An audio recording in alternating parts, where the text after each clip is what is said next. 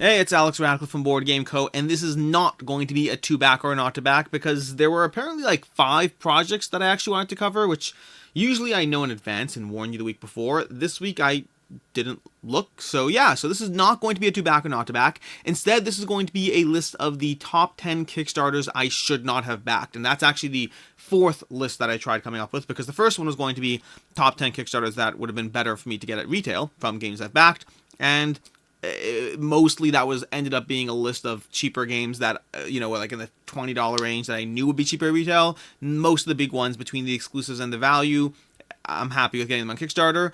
Then next up I was going to go from there, top 10 Kickstarters that held their value the best, and that would have been a boring list. That would have been like 8 Command titles and 2 others.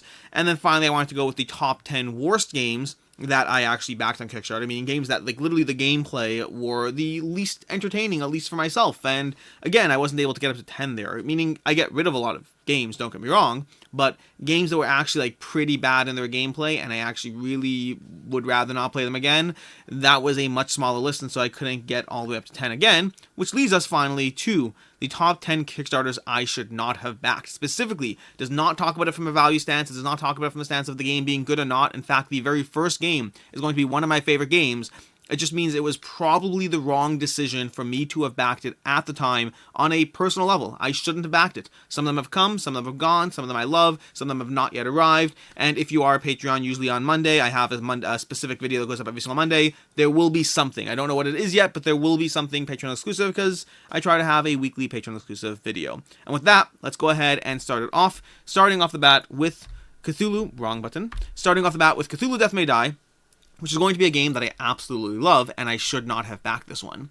So Cthulhu Death May Die is a game that I often credit as being my, ironically enough, my descent into madness. This was one of the first Kickstarters that I backed, and then went crazy. Basically, I had backed a few games. I had backed, an expansion to Flashpoint, an expansion to Alien Frontiers. I had backed an expansion to Coup. Those all, by the way, didn't hold a value. I probably shouldn't have backed them. That was all my intro year or two in Kickstarter, was just the occasional back here and there where I just touched upon the occasional game and got the occasional game just as a pure, hey, I want to get a game, so I got the game. Then from there, I skipped Blood Rage, but Blood Rage was one of my favorite games, and then I came to Rising Sun, and I backed Rising Sun, and that's when Command really became on my radar. But I skipped on Hate. I acquired in the second-hand market later, but I skipped Hate because there was no reason to get Hate. I was logical back then. And then Cthulhu Death May Die showed up, and I don't know why, but for some reason I backed this game. And I absolutely should not have backed this game, because Cthulhu Death May Die is a game that, first of all, it revels in the Cthulhu mythos, which is something that has never stayed in my collection until this game. Every game I've ever gotten, Arkham Horror, Eldritch Horror, maybe more, I don't remember, Mansions of Madness, whatever games I had played beforehand that had the Cthulhu mythos. I hadn't played Arkham Horror, the card game, yet, I think. But either way, all those games, they had come to my collection, they had left my collection. And for some reason, I took a look at this game, and for some reason, I mean, that wasn't pulled in by the miniatures. I don't care about tentacly things everywhere. I don't know why. The idea of rolling dice and attacking things, sure, that seems nice, but for some reason that I do not know, I basically went all in on this game. And this is one of my first Kickstarter journeys, so I did that thing that people do that I'm used to by now, and I know to expect it. But many people new to this space don't. The idea that you back the game, you're like, $100? It's a lot of money for a game. And you back it. And then later in the campaign, someone's like, and now you can buy this expansion for $50. And you're like, well, $50? Like, I mean, I want more stuff, but it's more money. And then you slowly escalate. I believe this all-in came close to around the $200 price point, and I got it all, but I felt that frustration that many people feel nowadays, many new people to Kickstarter, that frustration of kind of just being hit with that first add-on and just being surprised. That's not what you signed up for. You signed up for $100, and that was a struggle to attempt to convince yourself. And so often I forget this, so often we forget this, that people new to Kickstarter don't know that this stuff is happening. I should have walked away. I shouldn't have backed this game. I shouldn't have gotten it after the first $50 add-on. I shouldn't have gotten it after the next $20 add-on. I should not have got the extra marble dice. I should not have gotten this game. It makes no sense. Yet I did.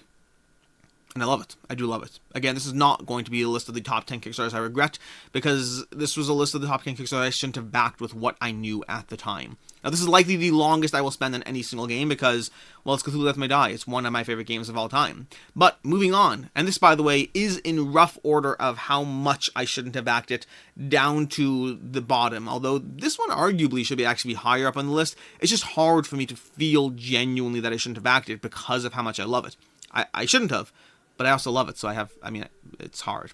Either way, Divinity Original Sin. Divinity Original Sin is a game that I even put out a video telling you why I did back it, and those elements all remain true. I think it'll hold its value. It is very unique in the campaign system it's bringing to your table. This is a game that arguably is still open for late pledges. I assume it's been pushed off for such a long time. This is going to end up being one of my oldest Kickstarters when it finally does deliver, assuming it finally does deliver, which I imagine it will. Fortunately, I have yet to actually be hit with a Kickstarter that has not delivered. Long delays. Yes, worrisome delays 2 or 3 times. Actually at the point where I've given up?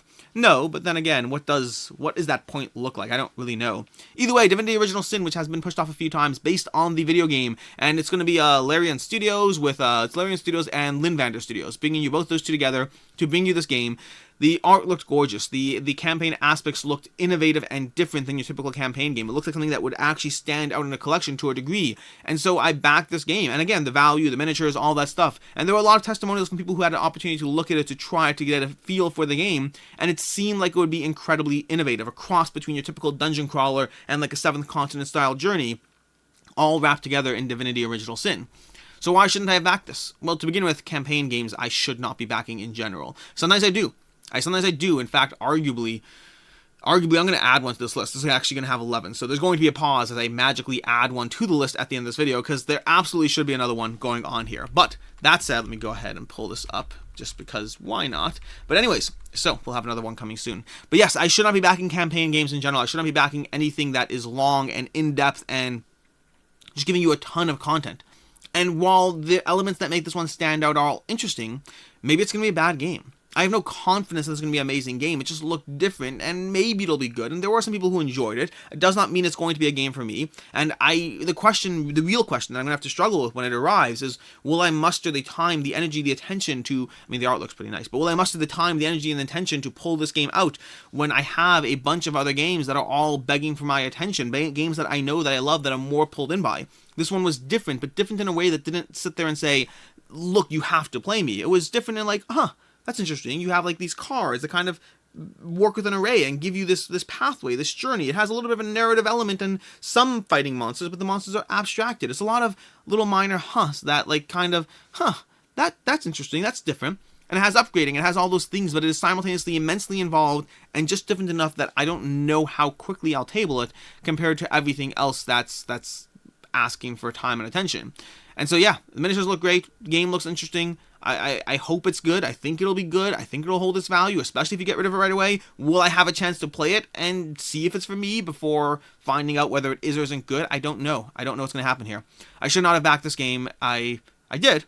I don't have regrets. Regrets is a strong word. I am intrigued by the game that's coming, but I probably shouldn't have backed this game. Next up, we have Dinosaur World. That one I discovered, by the way, I'll save for the very end, because why not? Because it's the 11th. This is a Board Game Co. list. I can have 11 titles. In fact, the fact that I only planned for 10 is almost irresponsible when you think about it. So, next up, we have Dinosaur Island, Dinosaur World, and Dinosaur Roar and Right, which is arguably the most recent on this list, I think. And this is one where I played Dinosaur Island. I played Dinosaur Island, and I enjoyed the game. I thought Dinosaur Island was good. I didn't think it was great. I didn't think it was amazing. I enjoyed the experience. And I was like, I really, really don't like the color scheme. And I'm intrigued by the changes that this game is selling. So, Dinosaur Island, to me, was probably a 3 bordering on a 4. Like, a good game with elements of the area, the worker placement that really intrigued me, the puzzle that intrigued me. And so I backed Dinosaur World at the $125 pledge option over here, which is arguably irresponsible. The fact that I did back this is, I shouldn't have backed it. Because it's not that I don't want the game. I do want the game, to be clear. But I backed the game on the hope, under the premise that it would be better than Dinosaur Island. It's not worth $125 to me if it's not better than Dinosaur Island. It has to be better than the game I got rid of. Now, better could come in the form of graphic design. I really didn't like the color scheme of Dinosaur World. We actually had a little interpersonal drama trying to get that game to the table in my house, because I set it up, I learned the rules, and everyone was like, I don't want to play this. This looks horrific. And a lot of people do appreciate that, 80s color scheme going on. I and the people around me did not. I just trusted more in the general rating system of Board Game Geek and the praise it gets and all that. And I played it, and I liked it, and I didn't love it. I just liked it. I wasn't not enough to keep it, especially with the color scheme. And so we moved on from it. But I was like, oh, I'll back Dinosaur World. Hopefully I'll be better. And I backed it partially under the premise that if I'm wrong, I'll be able to get most of my money back, if not all. Dinosaur Island has traditionally sold for more than people paid for it, at least initially. This one, as a sequel, always has a little more of a question mark, but I think it'll hold its value just fine. But again, the reason I back games is not to sell them. The hold its value part is more of a conciliatory prize of, well, if you get the game, and if it's not good for you, then at least you didn't lose money along the way. I don't, put money, I don't sit there and pay $125, wait a year, deal with whatever's going on, and then play the game, and forget playing the game, rather than I play the game, and then sell it for like $130 and say, woohoo, I made money, and dealing with the shipping, the packing, and all that. That's not why I back games and talk about holding their value. I talk about holding their value so that I have the freedom to make bad decisions like some of these games on this list. And then, sure enough, at least I didn't lose anything on the way out. But it's not why I back the games. Moving on.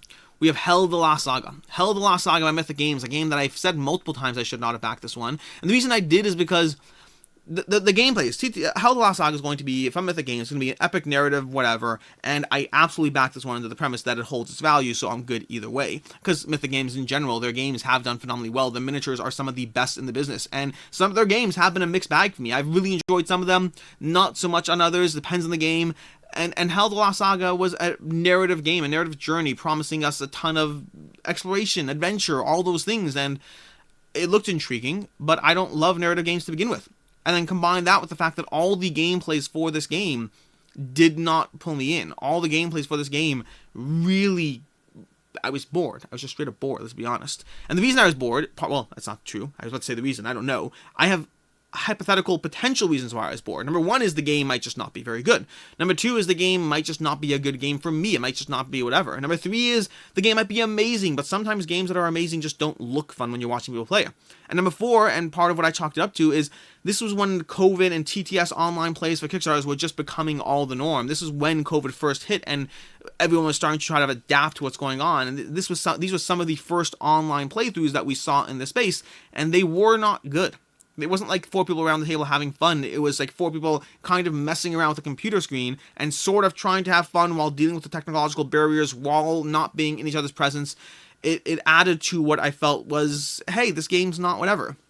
And there was at least one person I know who had the opportunity to playtest this game who really did like the game, who was looking forward to it. It was like, that was a lot of fun. They were excited. They want to know more. And so I backed it. I'm not saying there wasn't a reason I backed it, but still, I just doubled down on a narrative game that didn't pull me in because, hey, it's Mythic. It'll hold its value. Oh, and I know one guy who liked it. So I probably shouldn't have backed this one. Next up, we have Petrichor, Collector's Edition and Cows Expansion. This is one of two games on this list that I got pulled in by, well, some of your fault, honestly. Although I take full responsibility for my actions, but I will blame you too. But Petrichor is going to be a game that I backed this again. The price point on the all-in for this was just too easy not to go for. This was a game where it was like the base pledge is like, here you go. But if you get everything as a new person who's jumping into the system for the first time, it was such an incredible price point compared to getting all those things individually across multiple Kickstarters or getting it in retail or anything like that. It was an incredible price point for a game that's about basically moving your little clouds around the board, a little degree of area control, a little degree of planting or whatever's, and the different modules. You had cows, you had bees, you had all these cute modules that all worked together to add. They had game trays, I believe it's game trays, yeah, there we go, game trays that were in the boxes, in the full all-in, giving you all the stuff, keeping it nice and organized. And it was a great price point for the amount of content it delivered. Do I need to play this one? I mean, it looks cool, but I wasn't on my radar before, and it's been a game that's been out for a long time. Why is it suddenly on my radar now? It was like a 7.2 on Board Game Geek. Not bad, but also not amazing. I was pulled in by the price point and the fact that it looked cool and cute, and it was on Kickstarter. And sometimes when things on Kickstarter are on Kickstarter, sometimes we make irrational decisions. Again, I'm not worried about losing money on this, but I probably shouldn't have backed it. Next up, and the second of the games that I got swayed by a bunch of people who were like, Alex, it's a great game, you should get it.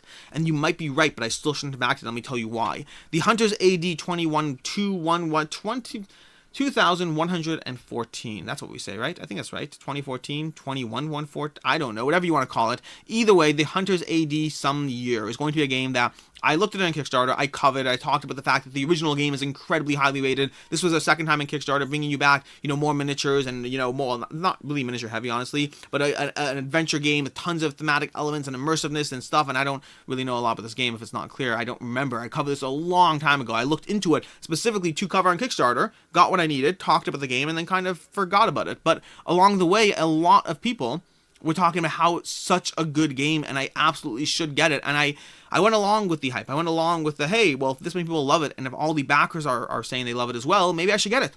And the ratings would support that this is a good game. Like Cthulhu Death May Die, this may be a sleeper hit that I'm like, wow, this is the best game in its genre. I'm absolutely thrilled with the fact that I got it. The problem is that I wasn't personally pulled in by this. I was pulled along by all the people who were invested in this game.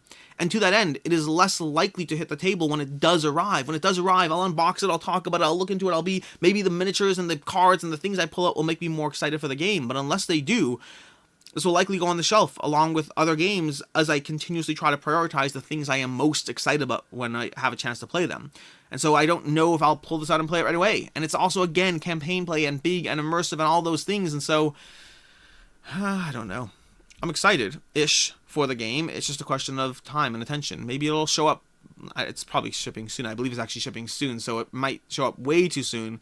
Either way, The Hunter's AD. Hope it impresses me. Maybe it does, but I actually have to table it first. Next up, we have Dungeonology The Expedition. Easily the worst game on this list. In addition to the fact that I shouldn't have backed it, it is the worst game on this list. Now, those two are unrelated, to be very clear. A game being bad has nothing to do with the fact that a game being bad has nothing to do with the fact that I should or shouldn't have backed it. It's a question of what I knew at the time. What were the reasons I had going in? There are other games, and then I was trying to put together a list of games that, I thought were not great. There are reasons I backed some of those, and I have no regrets about the decision I made at the time. I don't believe in just regretting something in and of itself. I believe in regretting it because I should have known better then. Not because of hindsight. Hindsight should not influence the regret. I should always make the decisions I can with the knowledge I have at the time, but if that knowledge shouldn't have been there, well, if there's a reason I shouldn't have backed it at the time, that's the issue, and that's the issue with Dungeonology The Expedition. This is a game full of take that. The entire game, that's probably an exaggeration, that might scare people off. Way too much of the game involves playing cards to simply stop your opponents. It's a game about getting each other's way. Yes, some cards will help you. Yes, some cards will do this, some cards will do that. I would argue 50% or more of the cards you play are about getting in the way of your opponents, and then 40% are about stopping your opponents from getting in the way of you, and the other 10% are like random boosts and other things that will actually just be nice and helpful. And that's not what I look for in a game. I don't mind take that in games, but I want it to be a small subset of the gameplay, not the focus of the gameplay. And the problem is these concerns about the take that. These concerns were present when this game was on Kickstarter. These concerns were part of the package when this game was on Kickstarter in the first place. People had those, people were looking at the rules and looking into it, and they had those wonderings. And I backed the game anyway, because it looked cool. It had amazing miniatures. And they're the company that made Black Rose Wars, and Black Rose Wars was so expensive and hard to get, and so I wanted to get this game because I was worried about the value and the price point and whether I liked it and didn't like it and all those things, and I was wrong with this one. I was absolutely wrong. The game was not good. It did not hold its value. I like Loose Magnet Studios. Some of their games now, Black Rose Wars I love. Other games, what else have they put out? They put out some other games. I have to take a look at what they've done. I've covered some of their games, but this game easily is the worst game. Oh, DEI. Oh my gosh, DEI I love from them. It's not out yet, but I played it online. Either way, Dungeonology is one of possibly the worst Kickstarter game I've played based on my tastes in terms of the games I backed and got and played. And forgetting the fact that it was the worst game, at the time I should have had that knowledge. It had all the reasons not to back this, and yet I focused on the shiny miniatures and Black Rose Wars being so expensive and hard to get, and I thought, hey, let me go ahead and jump on this bandwagon, and I shouldn't have. Next up, we have Teenage Mutant Ninja Turtles Adventures Cityfall. Another game that I kind of had no interest in. I don't have an interest in the theme of Teenage Mutant Ninja Turtles. This was, I believe, either the first or second unboxing I ever did on this channel, and it was a game that I didn't have an interest in the theme. I didn't care about TMNT growing up. I didn't have an interest in the gameplay theme. I was intrigued by the fact that when people talked about this game, because this was based on the original Shadows of the Past game, and this was like their newer version with like better miniatures theoretically. I say theoretically because I didn't actually like the final miniatures that showed up anyway. But it looked like it was a cool system. It looked like a system where you're constantly trying to share dice with each other. You have your unique character, you roll your dice, and then you line up your dice in a way that your teammates on each side utilize your dice. So there's a degree of teamwork that's kind of present in Marvel United, but in very different ways, but the same basic idea, heroes fighting bad guys, cooperative, and sharing your stuff, your symbols, with your teammates so they can benefit from them. It relied on an interesting interplay of that, and they had, I think the original Shadows of the Past had a one versus many system, which one of the reasons I didn't get it. This one introduced cooperative play, which I was more intrigued by it. And I played like 2 games, did not like it at all. Like, the gameplay was not for me, but again, that's not really the point. That's not the point of this. Let's not focus on the gameplay. This is one I shouldn't have gotten. I got it, I don't know why I got it. Again, it'll hold its value. I sold it for I think more than I paid for it, or at least somewhere in that range. I did not lose out on this game. That's not the factor here. But at the same time, this, like I said already, this is not why I back games. The price point was decent, not amazing. The miniatures you got for that $250 was not what you'd get in some other campaigns. They were decent miniatures and a lot of game, but not the same level as what you'd get elsewhere, and a gameplay theme that didn't pull me in, gameplay mechanics that halfway did, and I went for it, and I probably shouldn't have. Next up, we have Tidal Blades, Heroes of the Reef. This is a game I actually held off on backing initially. I backed it, and I was like, you know what, let me have self-control, let me not back this game, because I don't see enough of a reason here, and I'll get to the reasons in a second. I don't have enough of a reason why I should get this game, and I'm worried that it's not for me. It doesn't seem like it's my type of game, and so I ended up leaving my pledge at $1, which that was my real mistake, because then in the pledge manager, I didn't hold quite as strong as I did doing the Kickstarter. One of the reasons I'm against dollar pledges in general is because the idea of like, hey, you can decide later is great, but really that means that I have 8 months more angst of trying to figure out whether I want the game or not, because hey, I can get in. Now that logic is gone at this point, by the way, because most of the time you can anyways go ahead and just late pledge whether or not you have that dollar pledge, so it's even whatever. Neither here nor there, not the point of this discussion. Tidal Blades is a game that I watched the playthrough. I believe it was with Matt Mercer, if I'm not mistaken. Matt Mercer from Overwatch. I mean, also from Rolling, from Critical Hit, whatever it is. But I always knew him from Overwatch as, it's high. I'm not able to do it. It's high noon. That's what he's saying. I can't do it. But either way, it was a game that I watched the gameplay of the game because I was intrigued by it. The gameplay looked amazing. Testimonials were amazing. Overall, this looked like a game that was the gorgeous production values, a Euro game with tons of abilities and powers and dice and all those things. And it didn't pull me in. It kind of felt, it's a game that's been compared to a lot as Champions of Midgard, and it kind of felt like that a lot. I don't love rolling dice to try to accomplish an objective. I have not liked it in any game I've ever played. I don't like having to invest. I kind of just want to, like, a Euro game should be a Euro game, and a dice rolling attack game should be a dice rolling attack game. There are degrees of hybrids, but the mechanic of trying to invest energy and time and attention in some sort of test that you roll and fail on, and you could, or arbitrarily, you could decide to over-invest so that you're guaranteed a success, but then you're over-investing. I've never liked that mechanic in games, and I saw it in Tidal Blades, and I was like, I want to get this game, but I don't love that mechanic, and so I lowered my pledge to $1. And then I went back up. Now, I actually ended up selling this game without ever playing it, so do not take this in any way as a negative testimonial of Tidal Blades. I never played Tidal Blades. Instead, I backed the game, I had it coming towards me, and then sadly the Dice Tower review came out, and the Dice Tower review, which was medium on the game, was like 7s across the board, but they echoed the exact concerns I had about the game when I first watched it. The downtime, the dice rolling, the losing, the unfairness localized to specific actions. Their concerns, it's not that any single person's rating is a problem for me. Ratings, you make up your own mind, but you also should look at what reasons contribute to those ratings. And in the case of the Dice Tower, the reasons that contributed to their ratings were all the reasons I wondered about Tidal Blades. I wondered whether it was a game for me or not.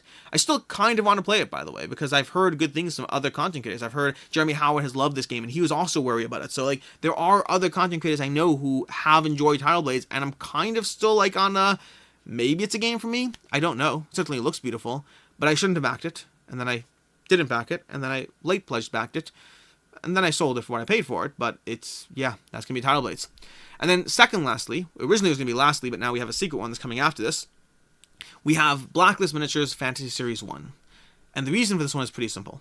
Because I don't get miniatures. I don't get miniatures. I get board games. I don't use miniatures for anything else. I don't use miniatures in D&D. I didn't back it just to sell. Why did I back it? Why did I back this series of miniatures?